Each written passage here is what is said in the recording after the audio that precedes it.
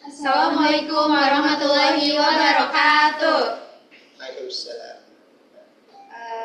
Pada hari ini kami akan mempresentasikan mengenai literasi, yaitu dari buku Tak Pupus Mengharap Pelangi. Nama saya Rati Radita, saya dari UIN Jakarta. Nama saya Destia Landari, saya dari UIN Jakarta. Nama saya Felicia Putri Widyasmira dari UIN Jakarta. Buku yang kami pilih berjudul Tak Pupus Mengharap Pelangi, yang ditulis oleh beberapa penulis, yaitu Citra Referendum M, Muhammad Rashid Rida S, lalu ada Sustira Dirga, Rizky Zakaria, dan Rifani. Buku ini diterbitkan oleh Lembaga Bantuan Hukum Jakarta yang memiliki halaman 106 halaman. Sinopsis buku ini akan dipresentasikan oleh Destia. Jadi sinopsis dari buku Tak Pupus Mengharap Pelangi ini, buku ini adalah kumpulan kisah nyata yang menceritakan pengalaman perempuan-perempuan yang tinggal di wilayah rawan penggusuran dan banjir di Jakarta. Buku ini diterbitkan oleh LBH Jakarta dan ditulis berdasarkan penelitian kualitatif serta pendokumentasian pengalaman yang dialami perempuan dari 3 komunitas, yaitu Kapuk Poglar, Pakayan Jakarta Setia, dan Gang Leko. Buku ini bertujuan untuk memberikan suara kepada perempuan-perempuan yang seringkali terpinggirkan dalam isu penggusuran paksa dan banjir. Kisah-kisah dalam buku ini menggambarkan bagaimana perempuan secara khusus terpengaruh oleh bencana-bencana, baik dalam peran domestik mereka maupun dalam upaya mereka untuk membangun kembali kehidupan. Melalui narasi yang kuat dan penuh emosi, buku ini mengajak pembaca untuk memahami lebih dalam mengenai dampak penggusuran dan banjir terhadap kehidupan perempuan. Buku ini juga menjadi pengingat akan pentingnya keadilan dan solidaritas bagi mereka yang terdampak. Nah, kemudian ada definisi penggusuran paksa. Penggusuran paksa adalah tindakan pemindahan paksa individu, keluarga, dan atau komunitas dari rumah atau tanah mereka tanpa adanya ketentuan atau akses ke bentuk perlindungan hukum yang sesuai. Penggusuran paksa merupakan pelanggaran hak asasi manusia yang berat karena melanggar berbagai hak yang diakui secara internasional, termasuk hak atas perumahan yang layak, makanan, air, kesehatan, pendidikan, pekerjaan, keamanan pribadi, keamanan rumah, kebebasan dari perlakuan kejam, tidak manusiawi, dan merendahkan martabat serta kebebasan bergerak. Tujuan dari penggusuran paksa yang dikemukakan oleh LBH Jakarta dalam 4 laporan tahunannya adalah pembangunan waduk, proyek normalisasi, taman kota revitalisasi, kawasan penertiban, pelebaran jalan, jalur hijau, proyek Mass Rapid Transit atau MRT, pembongkaran rumah dinas, dan proyek swasta yang ditunjukkan untuk keperluan penyelenggara acara.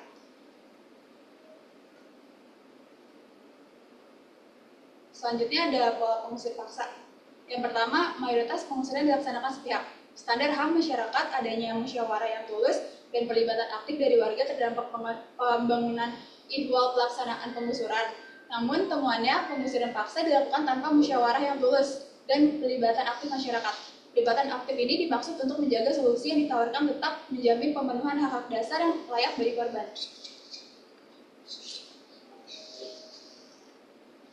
Selanjutnya, yang kedua yaitu ada tanpa pemberitahuan yang layak.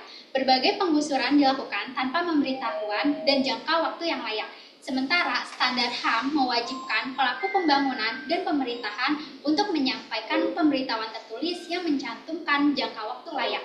Syarat ini diberikan agar masyarakat menawarkan kehilangan natif dan penyelamatan harta benda dari kerusakan akibat penggusuran pelanggaran syarat yang dialami oleh pedagang kaki lima Tanah Abang pada 14 September 2018.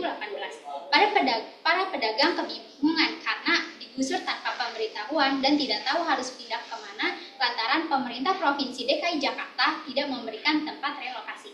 Yang ketiga yaitu solusi tidak memadai. Akses dari prosedur yang tidak partisipasif tersebut tentu saja mengakibatkan ketiadaan solusi yang memadai bagi korban. Bahkan banyak di antara kasus-kasus penggusuran pemerintahan atau pelaku pembangunan tidak menawarkan solusi sama sekali. Yang keempat yaitu ada penyerahan kekuatan aparat secara berlebihan dan tidak berwenang. Pelaku pembangunan kerap membentuk aparat gabungan untuk mengintimidasi warga. Lalu aparat gabungan ini terdiri dari TNI, dari Polri, dan atau Satpol PP. Padahal pelibatan TNI dalam praktik penggusuran paksa paksa jelas melanggar Undang-Undang tahun 34 tahun 2004 tentang Tentara Nasional Indonesia, karena seharusnya TNI itu bertugas untuk menjaga kedaulatan negara, bukan mengurusi urusan domestik. Begitu pula dengan Polri, ini juga melanggar Undang-Undang nomor 2 tahun 2002 tentang Kepolisian Negara Republik Indonesia. Selain tidak berwenang, dua instansi ini juga tidak sering melakukan kekerasan terhadap warga. Yang kelima, yaitu mengabaikan hak atas kepemilikan tanah.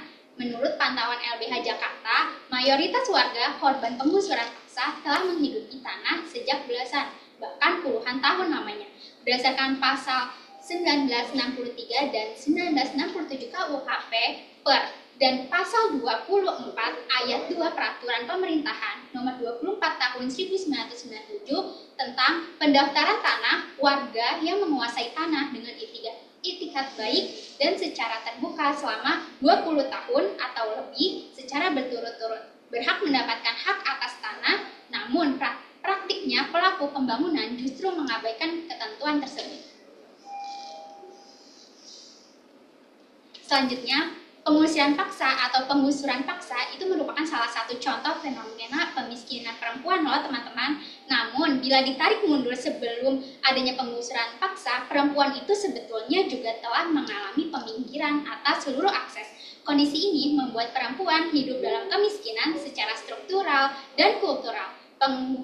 Pengusiran paksa juga menyisakan masalah yang mendalam bagi perempuan itu sendiri. Penguasaan atau kepemilikan tanah antara laki-laki dan perempuan juga tidak seimbang. Surat-surat tanah yang kebanyakan dikuasai atau diatasnamakan oleh pihak laki-laki yang memiliki peran sebagai kepala keluarga. Lalu, mayoritas nama laki-laki itu dijadikan pemegang izin dalam SIPLS atau Surat Izin Pemanfaatan Lahan Sementara. Meski SIPLS ini bukti pemilikan tanah, namun kondisi dominasi laki-laki dalam penguasaan itu tertulis penting dijadikan sorotan. Lalu, penyebab perempuan kehilangan haknya atas tanah adalah budaya patriarki. Perempuan dalam peran gendernya ditempatkan di ranah domestik, yakni penjagaan dan perawatan. Dinilai tidak mampu untuk mengelola properti keluarga. Lalu, sementara laki-laki yang diposisikan dan terbiasa di ruang publik serta mencari nafkah utama diyakini mampu mengelola aset tersebut. Persoalan ini tentu berdampak pada semakin tergantungnya perempuan terhadap laki-laki. Lebih dari itu, perempuan juga kehilangan haknya terhadap tanah. Tidak hanya itu juga, saat bencana banjir, beban perempuan itu juga bertambah banyak loh teman-teman. Pekerjaan seperti membersihkan peralatan rumah tangga yang terendam banjir seperti pakaian, perabotan, alat makan, dan lain-lain. Lalu menguras air dan mengajari anak akibat sekolah yang diliburkan yang menjadi tanggung jawab perempuan juga. Lalu perempuan juga harus menjaga dan memastikan anak-anaknya yang tidak dalam bahaya ketika banjir tiba. Selanjutnya dalam buku ini dijelaskan juga tentang bagaimana perempuan ini mendapatkan kekerasan, baik itu kekerasan seksual dan kekerasan lainnya pada saat terjadi bencana alam, salah satunya banjir dan penggusuran paksa.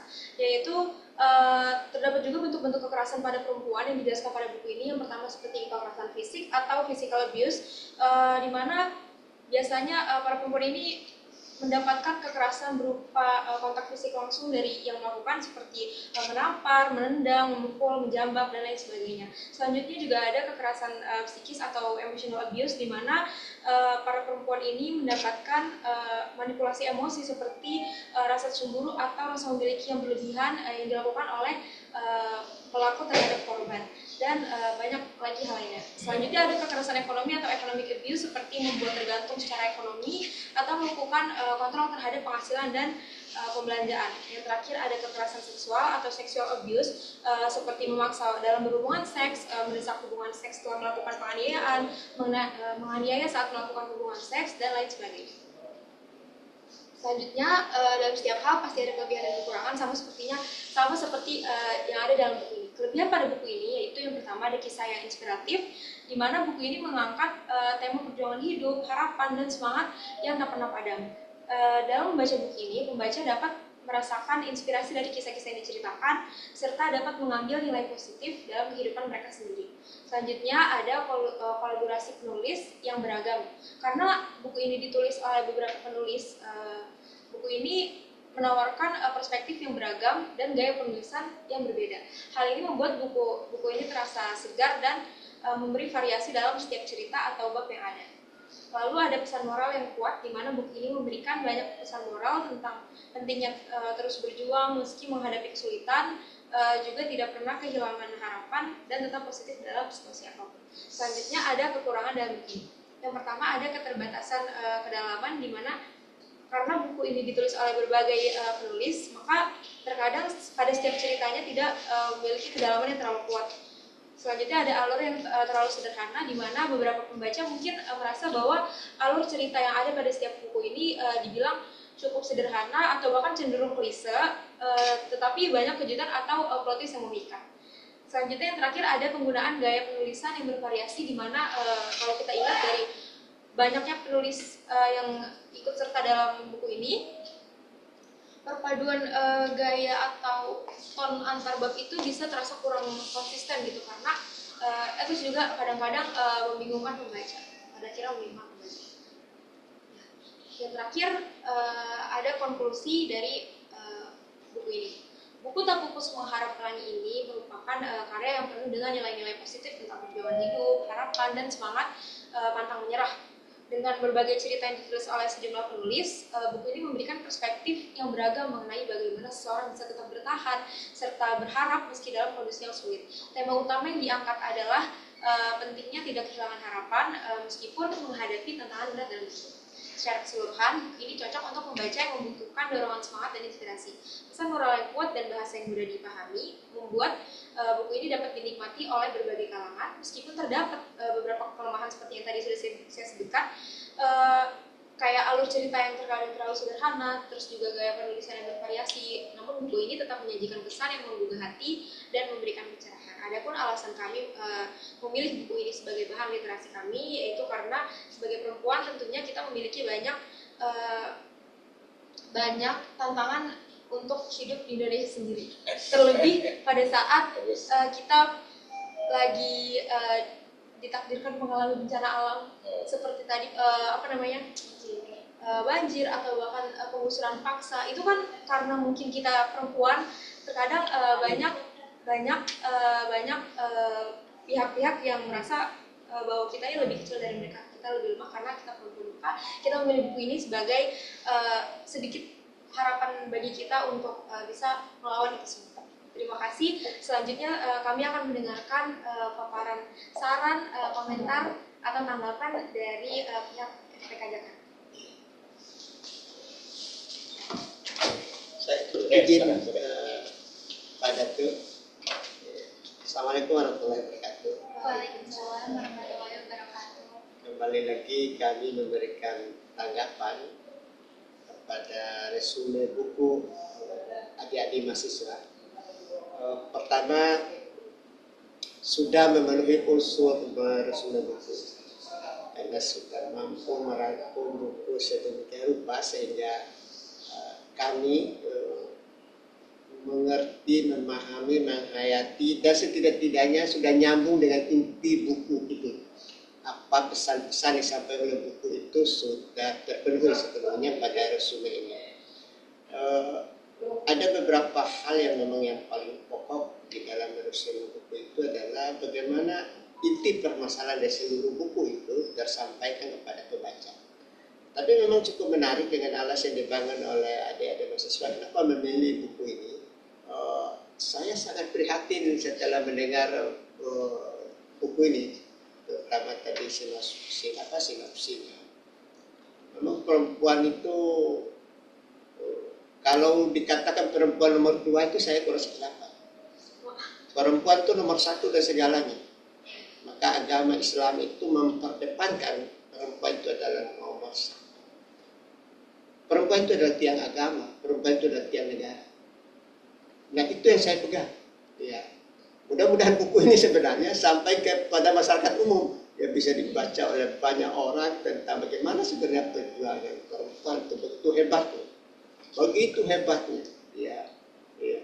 Begitu sangat hebat dan saya sangat apa ya, mendengar cerita Kamoran tentang buku ini ke bawah ke hati saya, jadi ke baper kalau istilah anak mudanya ya. Begitu saya menghargai perjuangan perempuan. Demikian komen saya atas ilustrasi Anda pada kesempatan ini. Ada sahabat saya Pak Suratman akan melanjutkan. Terima kasih. Assalamualaikum warahmatullahi wabarakatuh. Waalaikumsalam. Terima kasih Pak. Oke. Ya, terima kasih. Luar biasa, Bapak amati luar biasa. Pesan moral yang disampaikan dalam buku itu luar biasa sekali. Jadi jangan menjadi patokan bagi kalian sebagai perempuan ya, jangan sampai terjadi seperti yang dialami dalam buku itu. Harapan begitu. Makanya belajar yang sungguh-sungguh menjadi manusia yang berbakti dan berguna bagi nusa dan bangsa.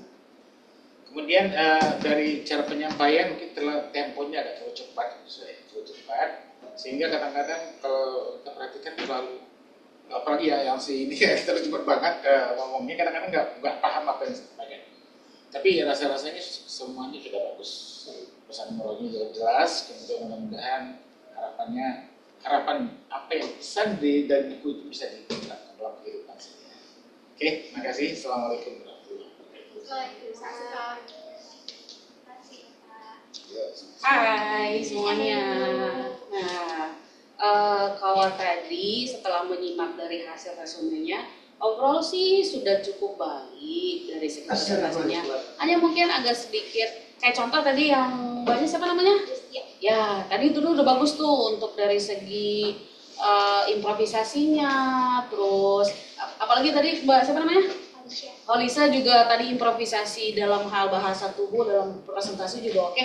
Tinggal kamu yang harus lebih bahasa tubuh tuh juga perlu. Kayak sekarang ini tanpa disadari juga aku ada bahasa tubuh yang aku lakukan. Nah jadi terkait masalah buku yang tadi dipilih ini sebetulnya lebih kepada condong ke suatu pengalaman yang memang real terjadi di lapangan, dan ada aspek-aspek hikmah pembelajaran, dan juga mungkin harusnya ada menimbulkan suatu solusi sih ya dari hasil buku resume ini terkait masalah perempuan menghadapi bencana dan hal aspek yang berat lah, semacam musibah atau apapun itu memang jangan dianggap remeh. Memang sih kita akui bahwasanya perempuan kan kadang cepat panik ya gitu, tapi di satu sisi kepanikannya itu ternyata dia ada juga menyimpan suatu kekuatan yang mungkin orang tidak akan sangka-sangka, dan berharap juga nanti kita mengajak buat yang lain untuk bisa, ayo kita harus bisa bangun yang namanya literasi untuk bisa juga baca, cari buku-buku referensi yang memang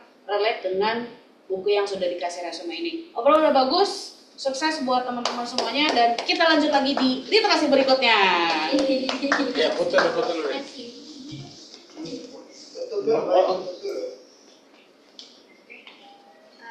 Terima kasih.